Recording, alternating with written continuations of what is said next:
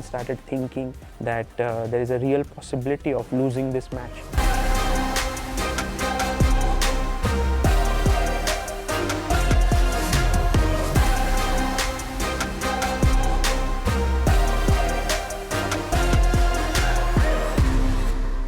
Singapore, November 2024. The great and good of the sport have gathered for the first All-Asian World Championship final. Defending champion Ding Liren is the first Chinese player to hold the title, following victory over Ian Nepomniachtchi in 2023. Facing him across the board, 18-year-old challenger Gukesh D from India, who won the Candidates Tournament back in April. The stakes couldn't be higher. The defending champion hasn't won a game of classical chess since January.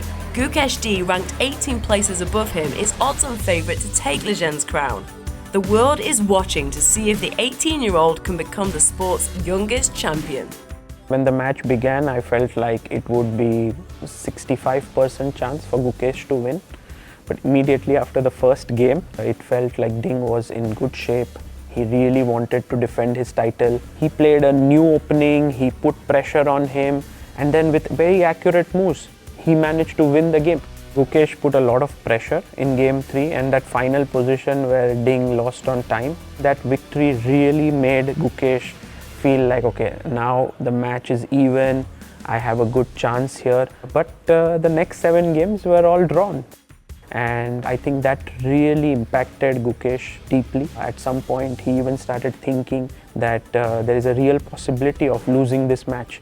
With the doubts really creeping in, the challenger looked as though he might finally succumb to the expectations of his home nation.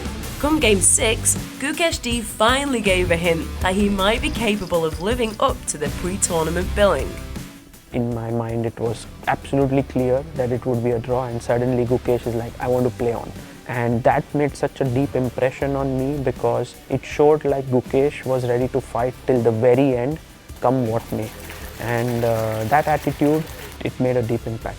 But the world had to wait until Game 11 for the teenager to make the all-important breakthrough. It was a very complicated game because he had an edge on time, but somehow things went wrong and then finally blundered and lost the game. That was a huge break for Gukesh because then he was 1 point up in the match. It was the first time he took lead. And then we thought, okay, now it's over. Ding comes back in the next game itself and plays one of the best games of his recent times. The two players headed into Game 14, the prospect of a championship tiebreak looming. It was heading towards a draw at some point, and we had started becoming a bit relaxed in the commentary. And we were like, okay, this is a draw. Suddenly, Ding blundered and we couldn't believe. We just got up from our chairs. He played his rook to f2 and he offered a rook trade. And that was the moment where it was the most inappropriate occasion to exchange the rooks. Gukesh at first didn't realize it, but within a couple of seconds, you could see on his face, he just realized that he's going to become the world champion. And that was a face of excitement, disbelief. And once he executed the winning idea, you could see him breaking down into tears.